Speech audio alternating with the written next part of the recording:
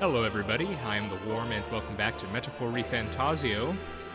Today we will be doing our final Memorandum wrap-up.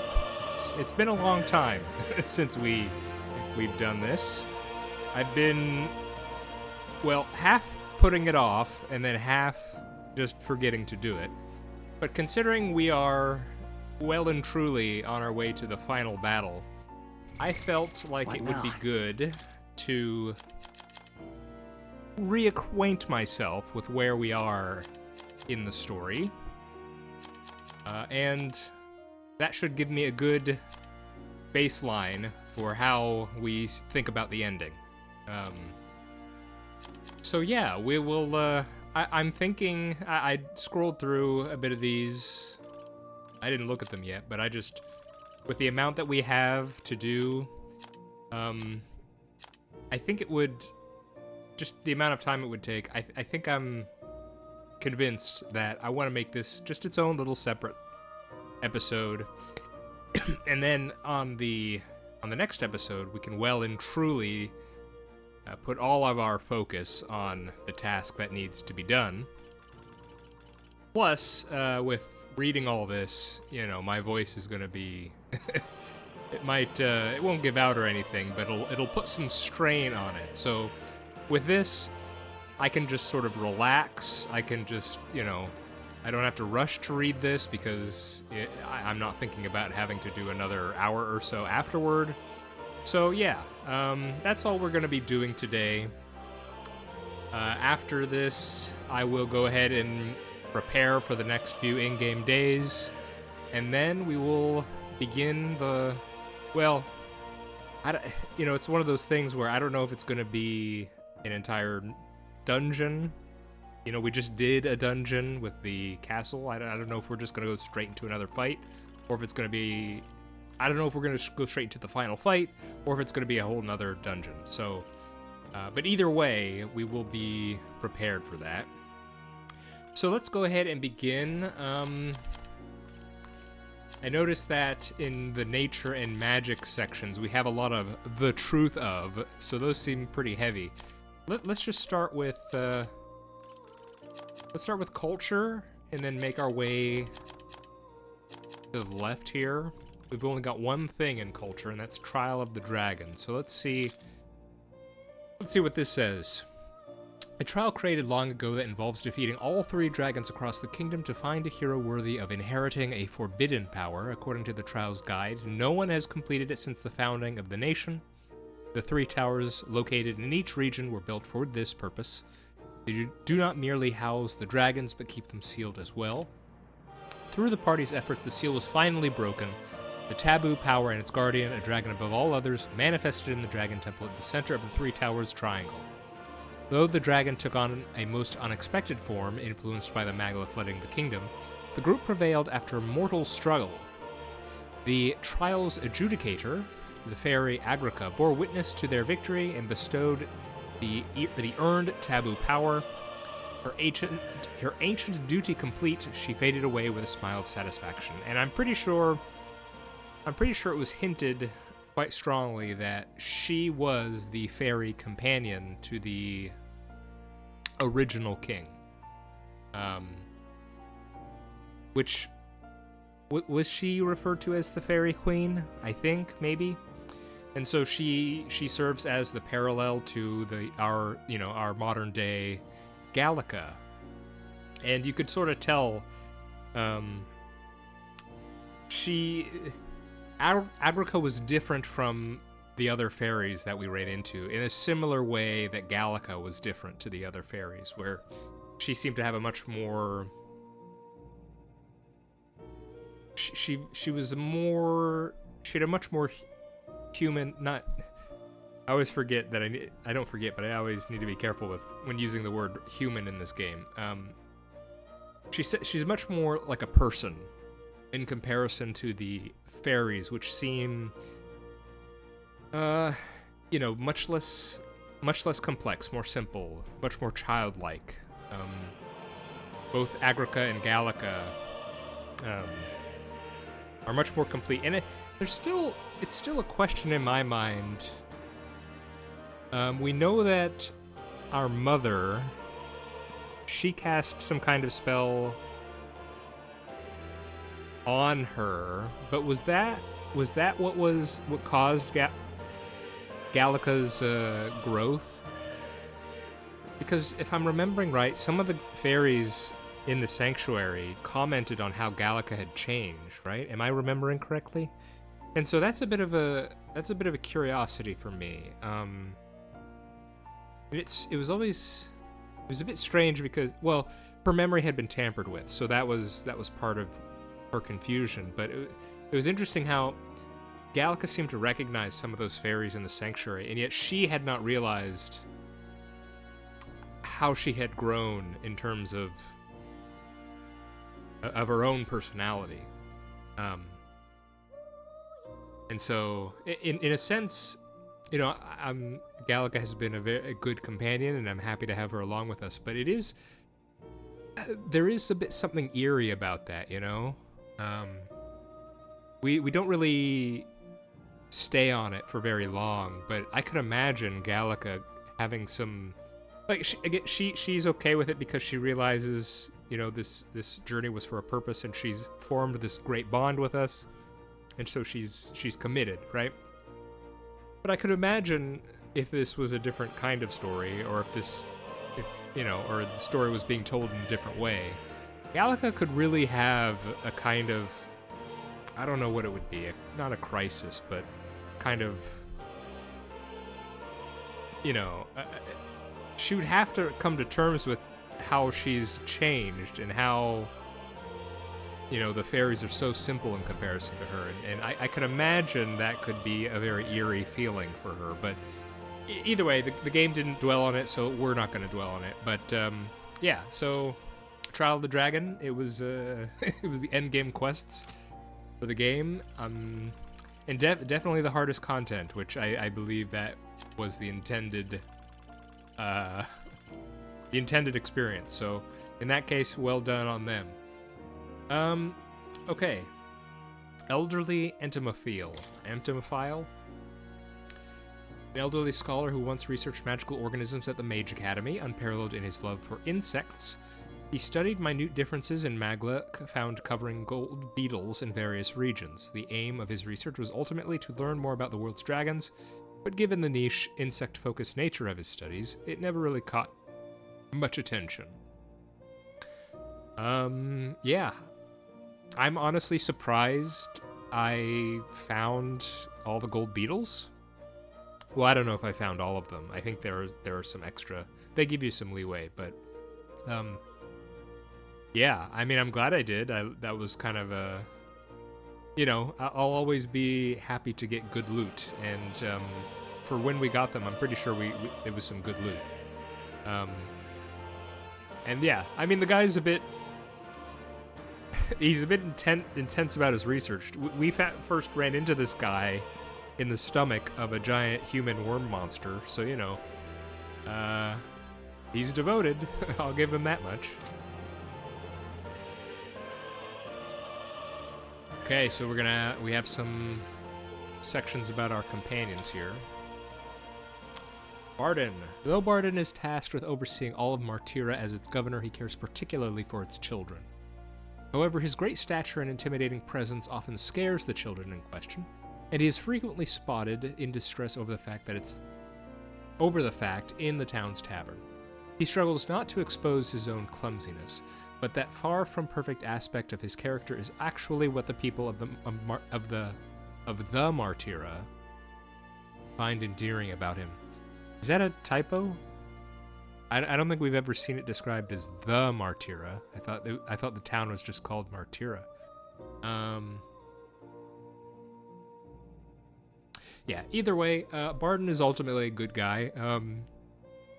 It was a bit of a roller coaster where, you know, I was really gung-ho about him taking over the town, but then, well, you know, he had a bit of a authoritarian tendencies, in a sense.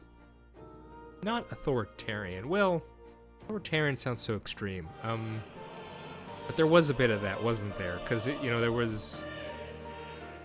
he had,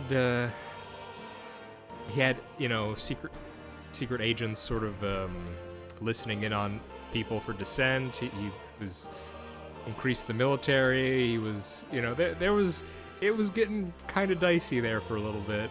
It's that the road is paved with good, you know, the road to, you know, it's paved with good intentions. You know what I'm saying, right? It's just, thankfully we pulled him away. Both we and the circumstances of his character quest pulled him back from the brink, and he was able to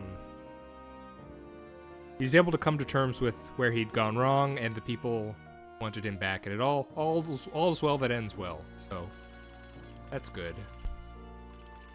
All right, Katharina. Originally having gained renown as a bounty hunter, Katharina has quietly attracted attention throughout the country despite her tribe. Many of those saved by her monster slaying say their impression of the Parapus tribe had changed. And many mercenaries throughout the land also hold her in high regard. Katharina's ultimate achievement of helping the Parapus find work was due to the healthy trust she was able to build through the year.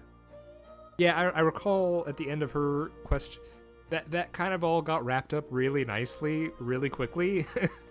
You know, it's one of those things where it's, okay, this feels like it's almost too good to be true, right? But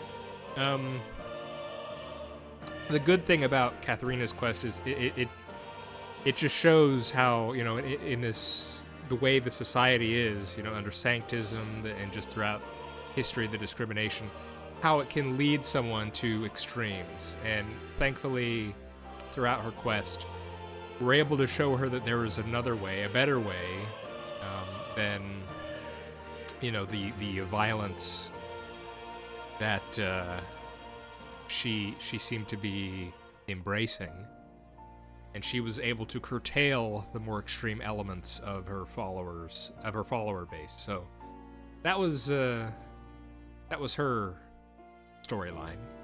And gosh, I wish we could have got her passive earlier, where when you're in a dungeon, she comes in and just, you know, throws a haymaker at the enemy and takes down, you know, over a third of their health or so. When we first encountered Katharina, I honestly thought she was going to be a party member. I wish some of these, I mean, I get there's only so many people you can have in your party based on how the game is designed, I guess, but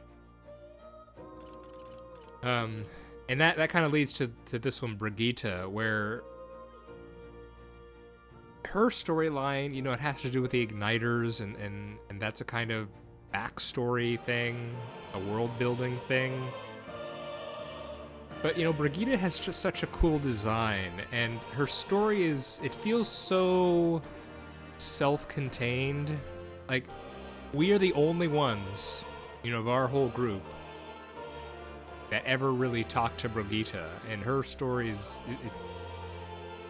I mean, I think that can be said for a lot of the quests, but for some reason, for Brigitte, it's standing out to me a bit more. And it's, for some reason right now, it's striking me as a bit of a shame that these non-party companions don't really get much attention outside their stories. Like, at least Katharina, you know, we fight her in the tournament a few times, and her passive allows her to, you know, be a presence in battles after that. Barden's part of the whole Martyra quest line. Alonso pops up a few times, but Brigitte, it's just you see her very briefly in the very beginning of the game, and then that's kind of it, other than her story quest. It's, I don't know, it's just a bit of a shame, it feels like. Orphaned as long as she can remember, Brigitte herself has no recollection of her parents. The name Brigitte was actually given to her by the other children who she spent her youth with. By the other children she spent her youth with, excuse me. The reason she did not name the puppy she once kept at her store was due to deep-seated anxiety about someone with her past becoming a guardian and naming another. Sorry, anxiety about someone with her past becoming a guardian and naming them. Okay, I had to read that again. I got it now. However, after rising in revolt against the Sanctus Church, she has begun keeping many animals at her facility.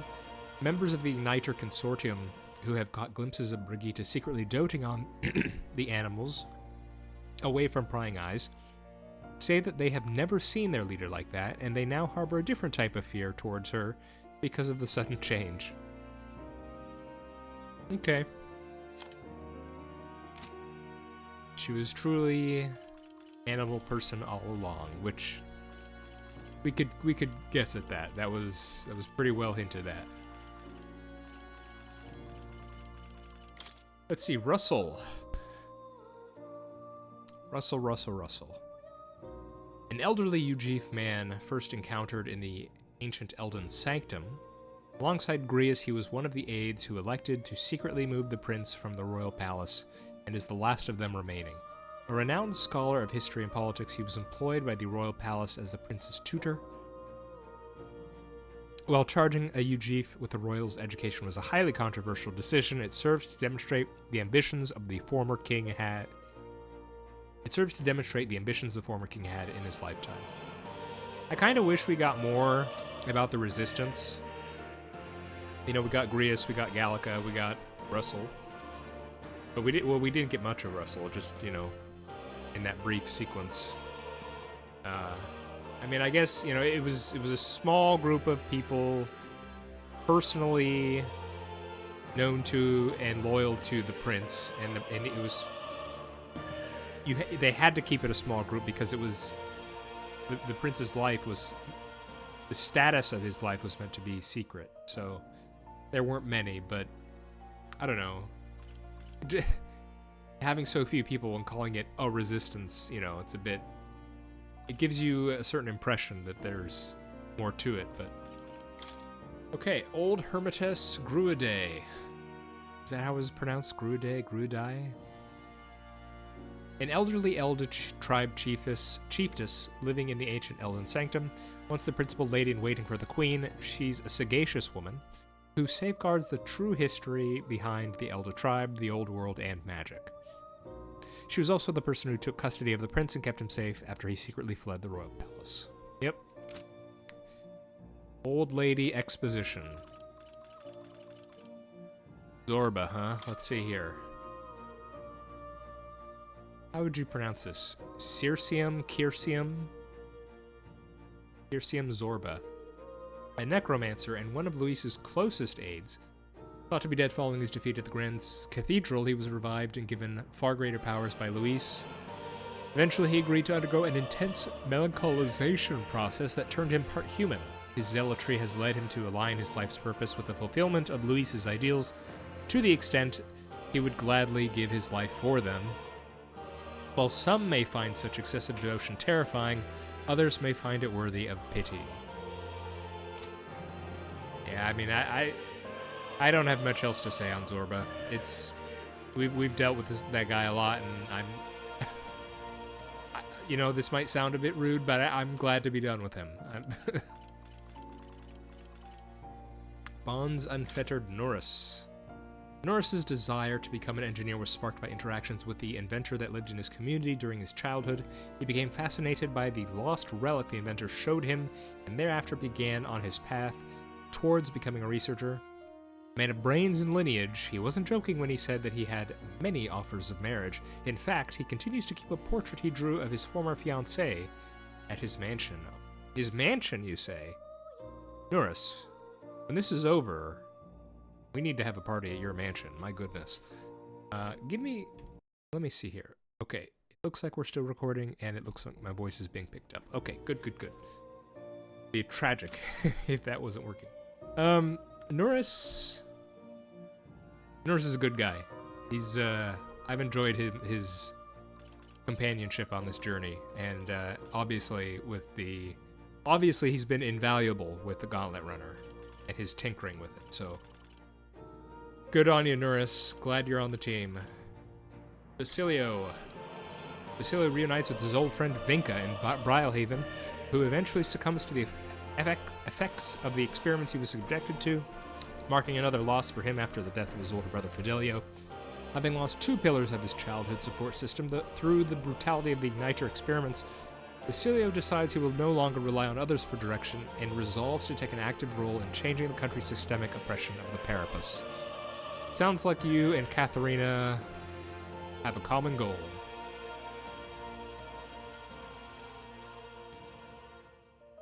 And just because you don't need to look to others doesn't mean we can't help you, Basilio, you know. When we become king, just you wait.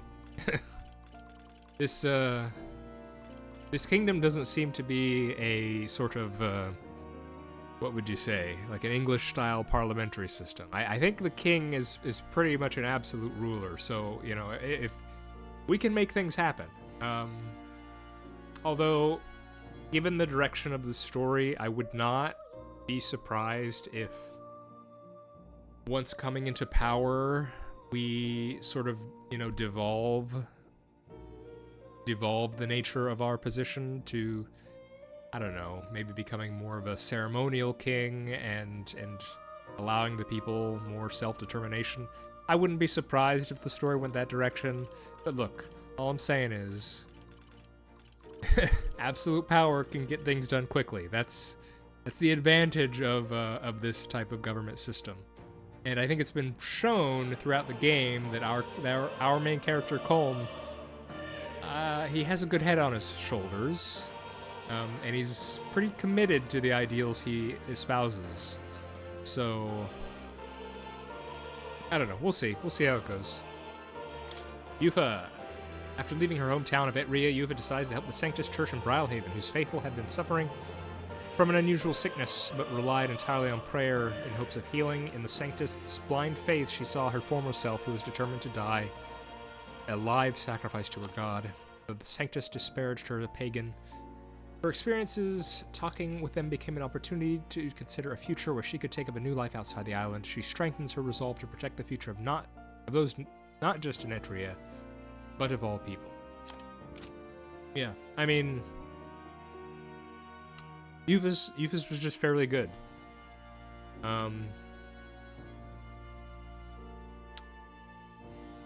Yeah, I mean, they lay it out here. It reinforces everything, you know, all of her story beats from the main quest, and yeah, it's just good. I don't have much else to say about it.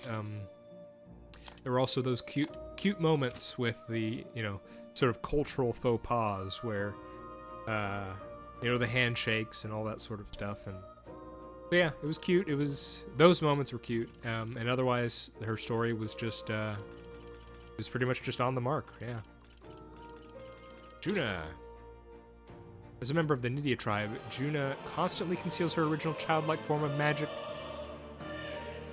using magic, and that was crazy. And I don't really understand it. the whole glamour thing. Okay, let's just keep going. Though difficult to imagine given her songstress status, she bears a complex past, having been sold as a slave by merchants before eventually being adopted into House Cygnus. Though Juna was reluctant to reveal her past, she tells Colm everything in order to save Myrtus, singer she met in Brylehaven, who intercepts an attack on her behalf. Juna saves Myrtus, using the knowledge gained from her own trauma. Through this experience, she gains a renewed desire to use song to bring hope. Her name should really be Myrta, shouldn't it? Okay, anyway, yeah, I mean, again, like with Yufa, good stuff, but that whole revelation about all Nydia looking like children, and it being some kind of, you know, essentially a Nydia conspiracy to hide their appearance across the whole country, I still don't really understand it. Like, I understand that it gives her a bit of a, you know, she has a complex about it, as I guess all Nydia do, But I don't understand why that's a thing. I don't... I mean, you know, if it's a world-building thing about, you know, how this tribe is unique, that's not what I'm saying. I mean, like, purpose narratively, I guess. Like, there were other ways for Juna to have a complex about her past, or what she's like. I don't know. I'm probably making a bigger deal out of it than it is, but I just don't understand. She was very cute, though. Anyway, Gallica. Gallica was sure that she and Colm received a secret mission together in the Sanctum, but in reality, she alone was entrusted with the mission. The memory of the two receiving the mission together was a fabrication planted in them both as a means to give guidance and purpose to the newly formed Colm. With the prince successfully revived, Gallica was told the truth, and her mission technically came to an end. Yet, despite her relationship with Colm being predicated on a false memory, Gallica knows the journey itself was real and is awakened to a new sense of purpose and a personal mission to continue the journey alongside him. Yep, I mean, earlier this episode I talked about it, so I like Gallica. I'd say she's probably one of the, you know, my favorite companions, but that's not necessarily a surprise since she's meant, you know, she's written to be that. She's meant to be your helpful, supportive companion who, you know, she believes in the same ideals as you, and so not really surprising that she grows on you. And, you know, her personality, she could be funny and serious when she needs to be.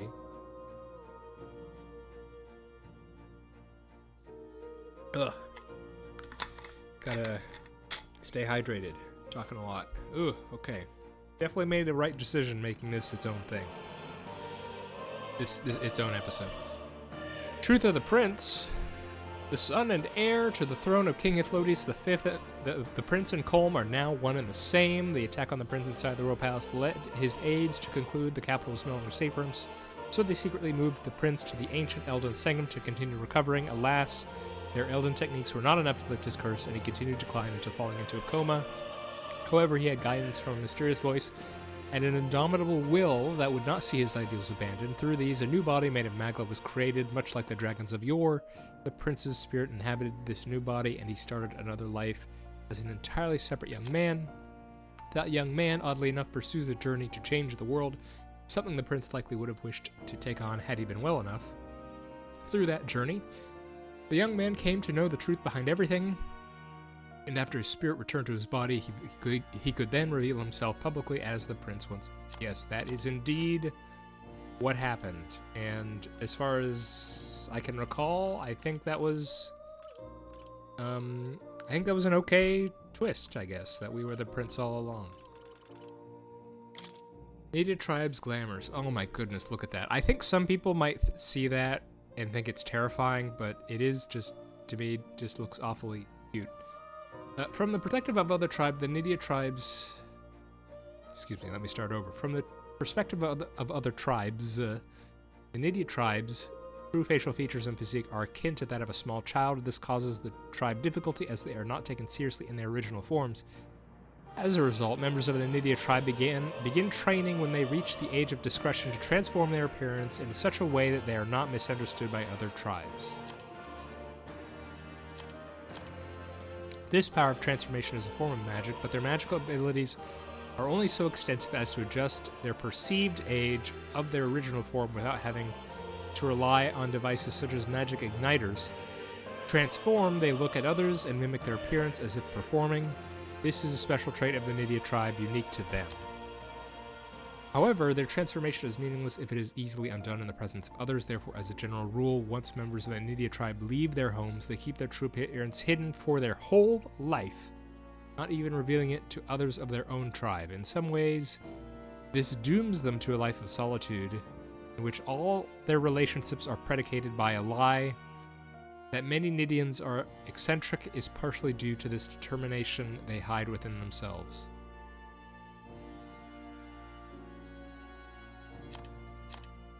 I see how that relates to Juna herself. Yeah, it's just... Even with this description here, I don't know how to think about it. I guess part of it is just sort of thinking about the logistics of it, but is it just, you know, this race having this thing, it's just for Juna to have this kind of conflict within herself? I don't know. Maybe someone else can explain it to me, but I'm not saying it's bad. I'm just... I don't know. I'm not sure I understand it. Okay. Truth of the Elder Tribe. Descendants of humans who lived in the old world and progenitors of the 8 tribes that came to populate the modern world following the rampage of civilization and devastation during the War of Destruction. After the War of Destruction, most of humanity fractured into the tribes of the modern world. However, unknown to the majority of people, the descendants of some nobles who escaped the flames of war retained their mostly featureless forms over generations. They also retained much knowledge and magic from the old world that thought lost. But because they know the destruction that it led to, many actively avoid the post-war world and choose to live hidden and secluded.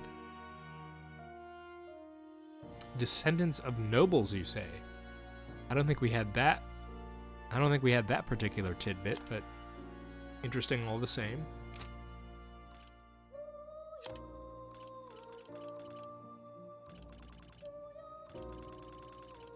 Okay, history. Alibello Stope. Stope? Stope. I don't know that word. Stope.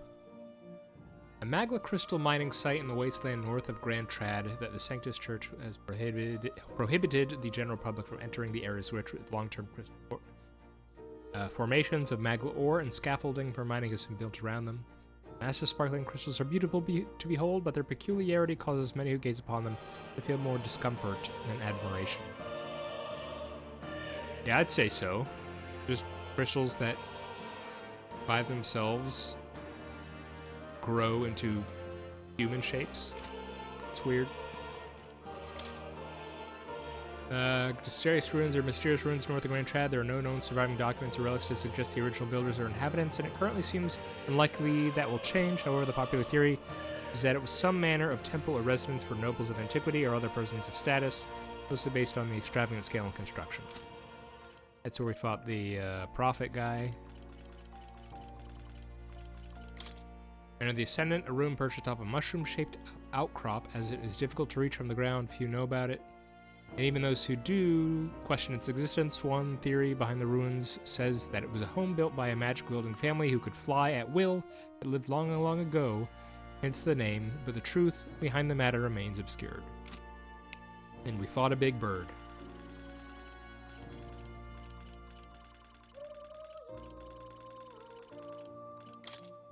Ancient Elden Sanctum, the secret village of the Elder Tribe located north of the Principality of Oceania. Why am I not remembering if it's Oceania or Oceania now? Okay, hidden deep within an uncharted forest on the northwestern side of the continent. It is also the place of refuge sought by the prince after being cursed in Grand Trad.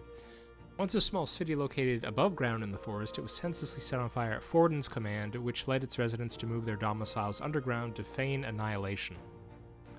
The settlement is hardly glamorous and is small by nature, but the Sanctum has nevertheless preserved the lost history and knowledge of the old world, giving it a somewhat otherworldly atmosphere. Second tower, mysterious forested tower in the Midwestern Oceania, already classified as an architectural relic by the years of the Annex War. It seems centuries old, yet displays a complexity of design and construction, wholly anachronistic for the supposed era of its origin. Its true purpose and histories remain unknown. Occasionally, local officials will spearhead the project to convert it to a staffed watchtower or use it for some modern purpose. But somehow these plans never come to pass. Maybe it's because there's a bunch of skeletons and there's a dragon and, you know, all that stuff. Mysterious Tower, isolated island south of Virga Island in the Inland Sea. Being the furthest out of all of the islands, the tower has become a landmark for fishermen and sailors who venture out into the open seas. However, the complex currents of the inland sea make it difficult to even approach, much less dock there. As such, even residents of Virga Island know very little about the tower itself. Finally, a mysterious tower of insolence, a mysterious tower in the forest near Altabury. Surrounding trees seem to spread as far as the eye can see, all supremely old, suggesting the tower itself is quite ancient. There are neither roads nor quarries nearby, making its construction all the more mysterious. Being so inexplicable, the tower has caused many to regard it with awe, and it is said in the past some even worshipped it.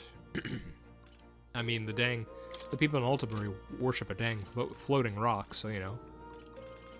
Surprising, really. The Old World. A world from over 1,000 years ago, completely unlike the present. The sole civilized inhabitants were called mankind. Yeah, mankind, represent. A people linked to the present-day Elda tribe, who wielded magic on a level far beyond any known in the present. The nation fell during the War of Destruction, an apocalyptic worldwide conflict. Very few traces of this world remain, such as the city ruins that slumber deep beneath the Dragon Temple, as well as the artifacts known as divine relics scattered throughout the land. Yeah, so did we ever get an answer on what that deal was beneath the temple? Is it just a pocket dimension or something? Or, I don't know what it is. I don't understand. And I'm not sure, I mean, considering all the craziness with Magla, you know, floating islands, you know, entire creatures made out of Magla, and, you know, it's like part magic, part space age, future space age technology. It's meant to be inexplicable sometimes, right? So we probably won't get an answer, but it just seems crazy. War of Destruction, a world war from thousands of years ago waged by the original tribe of mankind, which begat the destruction of the old world. However, this also marked the birth of many weapons presently known as divine relics and dragons, made possible by their incredible advances in magic technology far beyond any of the present day. So, what does it mean that dragons were weapons exactly? I mean, because we beat dragons. We beat, what, 5 at least? 6 at least. We beat 6 dragons. 7 dragons? 3 in the towers, 2 in the Dragon Temple, the 1 in the mine, and then the 1 at the Mage Academy. We beat 7 dragons, so obviously, and you know, we're supposedly in a time where, you know, apparently the people from mankind's era were much more advanced than we are now, right? So how is it we could beat up dragons all day long, and yet somehow they were extreme weapons back then? I don't know. I don't know how it works.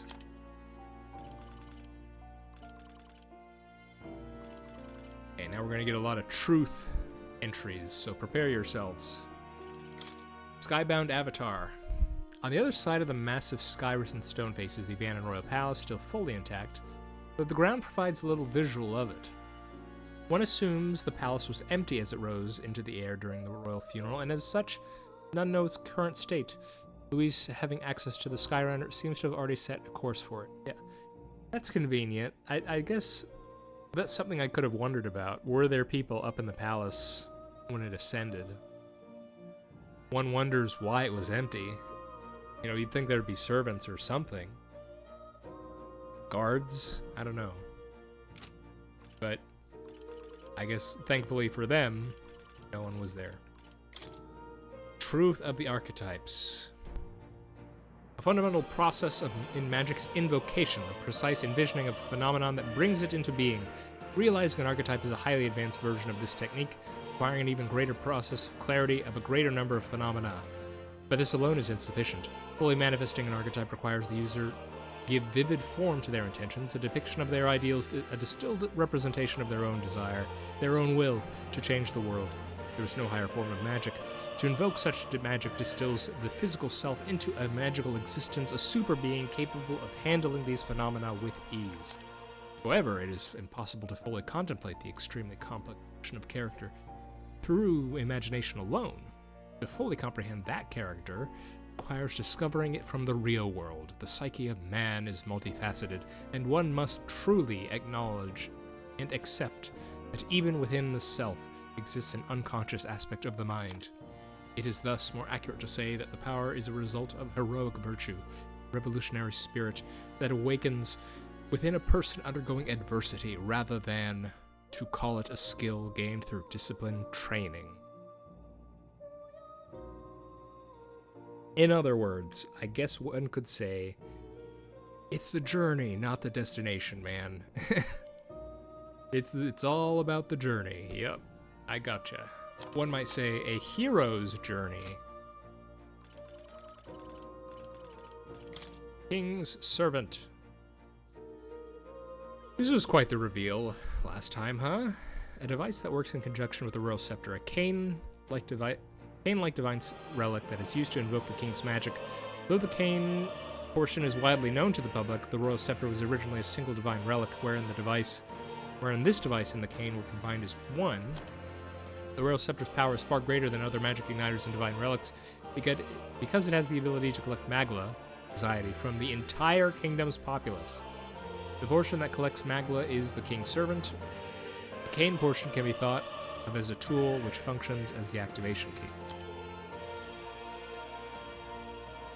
The terminals have been installed in the royal palace since its construction, but because the king's magic has only been used a few times in the kingdom's several hundred-year history, a large majority of people outside a small fraction of the highly informed consider them to be nothing more than expensive statues and do not know that they are actually parts of a divine relic. These statues have long been referred to as the king's servants in the royal court. There is a legend about them that has taken root. If the king but swings his scepter, they will all open their eyes at once to protect him. These dragon statues have a simple angular U-shaped design, much like the ones depicted on the kingdom's flag. Oh, forgot about the flag.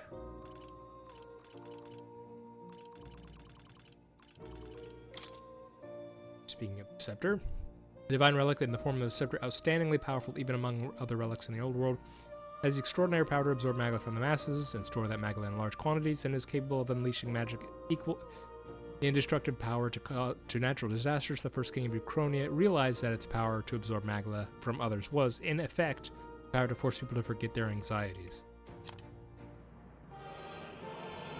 To ensure that ruinous wars like the War of Destruction would never happen again, generations of kings made it their duty to ground their influence throughout the entire kingdom.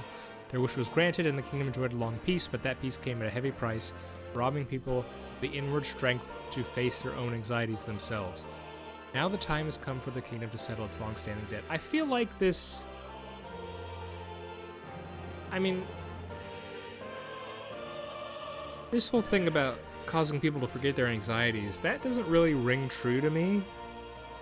Because, I mean, from the very beginning in the game, we see there's, horrible inequality, there's injustice, there's anger, there's hate, it seems like just, a society.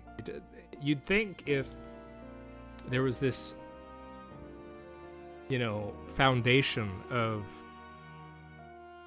everyone's anxieties being absorbed, that,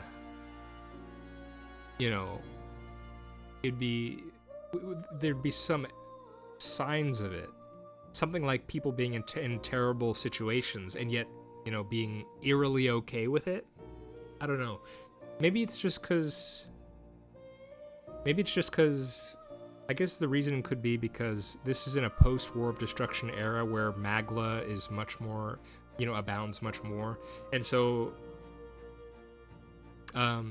I guess this is what Luis was saying, because right, the reason why the sky has gone red and people are freaking out is because he's not absorbing the anxiety anymore, right?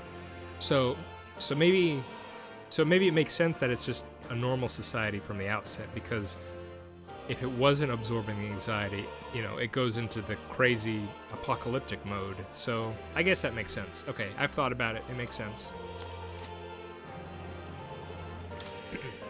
Truth of relics, originally highly advanced magic igniters, they were created with the old world technology before the War of Destruction, rediscovered and passed down until the present. Each has various differing functions, though majority were created as dangerous weapons of war. Their capabilities and perils have hardly begun to be rediscovered, and many are treated in accordance with local superstition. It's quite. Magla Accumulator. Oh my goodness, there's so much. These accumulators were produced by the Igniter Consortium, the Crown Theocracy's exclusive commission for Igniter production. They came into operation around the same time as the regolith Grand Cathedral broke ground. The stonemasonry involved in the cathedral's construction It was labor-intensive beyond mortal limits, requiring scores of workers with some proficiency in magic.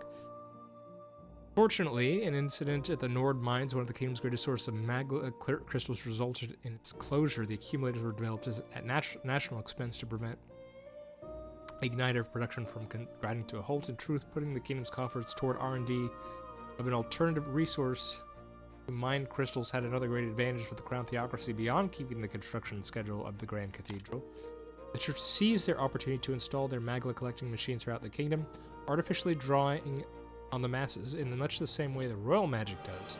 While it's true that the details of the royal scepter's function are passed down through Ukrainian kings and are not clearly known to any outside their bloodline, experts in magic research have long secretly theorized amongst each other as to the true nature of the scepter. If magma crystals naturally form in uninhabited lands, why don't they form in populous areas? The only answer that left no doubt was that something had to be constantly draining civilized areas of magma, subsequently lowering the concentrated levels in the atmosphere. If that something was the royal scepter, it would easily explain the mighty power behind the royal magic, power that sought to replicate by their own hands. Had the church plot become reality, the king's authority would very well have been shattered. Naturally, openly researching such a thing would be treasonous. It would be necessary to have an unsuspicious pretext that would warrant spending enormous sums of money. Not much pretext was available until the closure of the Nord mines, which granted them their wish. In short, the development of magma accumulators hit a secret aim as groundwork for the Sanctus Church to steal the throne. Interesting. Did we get that clearly laid out to us somewhere? But I will say, this might have been part of a Sanctus plot, but, I mean, isn't this good for us? I mean, the last episode, we were trying to think, if they're, we're going to be fighting Luis and the Royal Magic, and he has the scepter, and we'd have to go out with if we'd have to go without the Royal Scepter and the Royal Magic. How would we deal with the everyone's anxieties being flooded back? Now it seems that people have actually been researching this problem, so maybe there's a solution here. Of course, I feel like the game might be going in a direction where it's saying how, everyone needs to face their anxieties. They can't just have them magically taken away, and they need to go on their own hero's journeys. And so, I don't know. I feel like the game might do something like that instead of relying on magical accumulators. Truth. Magic igniters. Igniters assist with the most difficult part of using magic, the process of accurately imagining the phenomenon one wishes to bring about. An igniter substitutes imagination with a formula in its circuits, making magic easier. This technology was created in the old world where people who had already discovered magic used igniters to amplify their power. Igniters and the technology that created them were lost in the aftermath of the War of Destruction and became forbidden as a result, but as people began to seek magic again over time, igniters were rediscovered and used in quite the opposite way they had originally been intended. Those in power disseminated them with the falsehood that they were a requirement for the use of magic in an effort to prevent magic from becoming the destructive force it once was. Their collar-like form is a symbol of this. Yep. We learned that. Melancholisation. Truth. Magma particles are produced by feelings of anxiety, and when fear or apprehension become excessively strong, unconscious feelings of hostility and the desire to eliminate the source of those feelings are transmitted into magma, triggering an unintended outburst of magic which can go rampant. Melancholisation is when creatures and surrounding objects undergo an irregular transformation to this magical outburst. Although it is thought that severe melancholisation that alters even the physical appearance of a subject could not occur outside wartime in present-day peace, there are actually increasing cases of melancholisation outside of people-occupied lands. It is unclear what is causing these unusual occurrences, as though the kingdom had been plagued by years-long anxiety. It was Luis's dark arts, a horrific magic Luis used against Colm, assumed to function by forcibly circulating overwhelming magma through a person's body, artificially causing extreme melancholisation and turning the person into a monster. Self-evidently impossible without deep knowledge of buried truths such as magma's nature and the origin of humans, it provides a glimpse into Luis's true origin and the world he envisions, among other things. Yes. Truth of magma, truth of magic. My. Magla, unique particles discovered toward the end of the Old World. One of the smallest components that make up creation. There is strong correlation to cognition and the psyche. Goodness, psychers. Its properties were studied and a technique was discovered that used the workings of the mind to interfere with the physical world, leading to the creation of magic. However, it is theorized that many practiced it empirically long before it was classified as science. The term mag comes from the word magla. In the Old World, mag was simply a unit of measurement. However, laymen do not grasp its true meaning, as the characters used to write it have changed, to say nothing of the existence of the Old World being repressed knowledge. And magic. A technique that uses magla particles to intervene in laws of physics and calm phenomena that would not occur in a natural state. Since magla is linked to one's mind, magic can, in theory, be used to control nature by the power of will alone with enough training. Magic was discovered before the War of Destruction and became the driving force behind the breakthroughs of civilization ushering in the Golden Age. However, magic is also the embodiment of weakness, vileness, and deep-seated fear of the mind, ultimately becoming the weaponized downfall of humanity in history's most notorious war. My. Okay, last page, everybody. We can do this. My goodness, Truth of Fairies. We have to leave that one to the end. Melancholized. Red skies. The riots and numerous outbreaks of humans have induced such anxiety in the people that the resulting magma has seeped into the atmosphere, causing the sky to enter a state of magical disarray. Turbulent weather exacerbates people's anxiety, which in turn causes inclement weather with an ominously colored, overcast sky hidden by unique magma-laden clouds that are distinct from typical bad weather. Mount Volcano.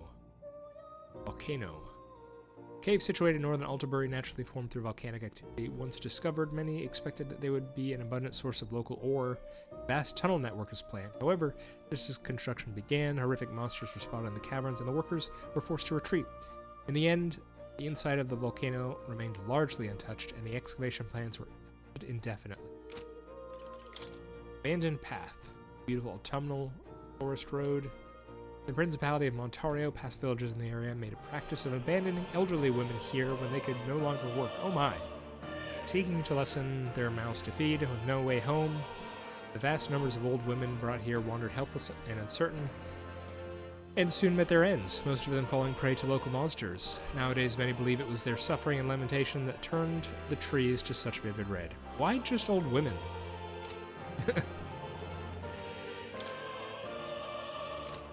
Okay. Very grim. These are the last three? Okay, we got 3 big ones for the last 3. Truth of Humans. The giant outbursts of magic heralding the War of Destruction's end melancholized much of the old world, humankind, to become what the world knows as humans today. Some vestiges of their humanity are evidenced in their various body parts that resemble modern people. Human biology is irregular. Some are capable of reproduction. Others are capable of living hundreds of years. The particulars are beyond human understanding. Beyond modern understanding, rather. Truth of Dragons. Dragons are colossal weapons born from the transcendental magic technology of the old world. Though dragons have the appearance of a monster, they are not living creatures but a special magical tool, a collection of magla controlled by what are now called divine relics. Used in great numbers during the War of Destruction, they wrought unimaginable destruction as they leveled the entire cities. Okay, that goes to answer my question from earlier. I could imagine now that if there are lots of them, great numbers of them, yes, I could see them being powerful weapons. And considering, you know, if there's a lot of them, that implies an ease of creation, you know? Because, you know, Magla and magic is just, you know, it's your will, it's you use your mind. And so if you just can create hundreds of dragons out of thin air, yeah, I can see that. Some were never able to complete their orders, leaving them to roam the battlefields long after their handlers passed. They continue to prowl about today, posing a threat to all those living within their proximity. Typical example of such cases are the dragon found in the Nord mines, the Sohn or Sogni, the Icebound, a former subject of study at the... I think it's 7. I think we fought 7 dragons. Here we go. The Truth of Fairies. Fairies are intelligent life forms that originated separately from the 8 tribes split off from humankind. Unlike regular people, fairies are magical beings whose lives are dependent on magic itself. History says they were discovered alongside the establishment of magic in the old world. However, some theorize that fairies may have existed since ancient times, that discovering magic was only the catalyst to seeing them for the first time. Interesting. Fairies do not have surnames. It is said that the reason for this is because they have little concept of ownership over things such as land or property, and those who have formed communities do not feel the need to distinguish lineage or family names. Though it seems they have a faint awareness of family and generational ties, it is not clearly understood if fairies have the same concept of reproduction, as they do not have fixed lifespan. That's interesting. So fairies existed even before the old civilization. That they, well, presume they're saying they theorize that, and that it's not that they were created by magic; it's that magic allowed us to see them and interact with them. Interesting. Why are fairies like one of the most interesting things in the game for me? All right, let's see. Yep, we are just about coming right on time. So, yep. Oh man, yeah, throat's getting a bit sore there. So glad I mean, even if I had decided beforehand to try and, you know, start the next part of the episode now, I think I would have reconsidered. So, yeah. Alright, so we got that done, and I think with that, we will be in a pretty good place to start the final mission. What yeah, now? we're pretty much caught up, What now? I think. So, we will have the context necessary to sort of understand the consequences of whatever the ending brings us. Alright. I don't know if anyone's still here. I don't know who's gonna sit down and sit through that with me, but in case you did, I hope you enjoyed it. I am The Warm. This has been Metaphor ReFantazio. I hope you're all doing well, and I hope to see you next time. Bye-bye.